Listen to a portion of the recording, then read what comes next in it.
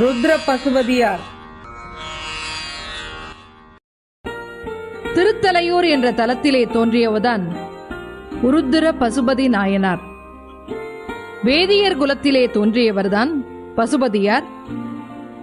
வேதத்தில் உள்ள ருத்ரம் என்ற பகுதியை தண்ணீரில் கழுத்தளவில் நின்று தினமும் 3 வேளையும் சொல்லி வந்த காரணத்தால் இறுதியாக இறைவனுடைய சன்னிதானத்திலே சேருகின்ற நாளிலுமே இந்த உருத்திர மந்திரத்தை சொன்ன காரணத்தினால் உருத்திர பசுபதியார் என்ற பெயரை பெற்றார். எந்த நேரமும் அந்த திருத்தலையூர் தலத்திலே அந்தணர்களின் வேத பாராயணங்கள் ஒலித்துக் கொண்டே இருக்கும்.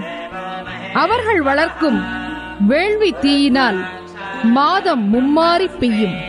பசுபதியார் வேத சாஸ்திர இதிகாசங்களிலே சிறப்பு பெற்றவர். சிவனுக்கு உருத்திரம் கண், பஞ்சாட்சரம் கண்மணியாக உள்ளது.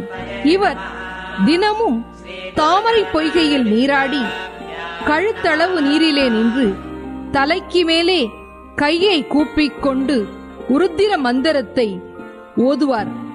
அதனை தன்னுடைய வாழ்க்கையின் கடமையாக செய்தார். அதனால் பேரின்ப பெருவாழ்வை பெற்றார். மிக நீண்ட காலமாக நம் நாட்டிலே சிவபெருமானுக்கு அபிஷேகம் செய்யும் பொழுது ஸ்ரீ ருத்ரம் சொல்லுகின்ற மரபு இருக்கிறது என்பதை அறிய முடிகிறது. குரல் வளத்தை பெறுவதற்காக கழுத்தளவு நீரிலே நின்றும் பாடும் பழக்கம் நம் நாட்டிலே உண்டு. கழுத்தளவு நீரில் நின்று கொண்டு எதனை செய்தாலும் மிக்க பலன் கிடைக்கும். அந்த ருத்ர பசுபதியாரின் பொன்னார் பாத கமலங்களை வணங்கி மகிழ்வோம். உருத்திர பசுபதிக்கும் அடியேன், உருத்திர பசுபதிக்கும் அடியேன்.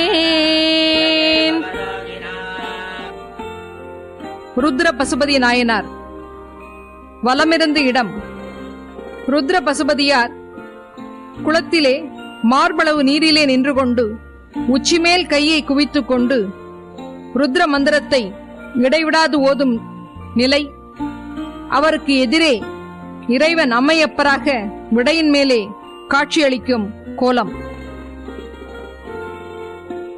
உருத்திர பசுபதிக்கும் அடியேன், உருத்திர பசுபதிக்கும் அடியேன்.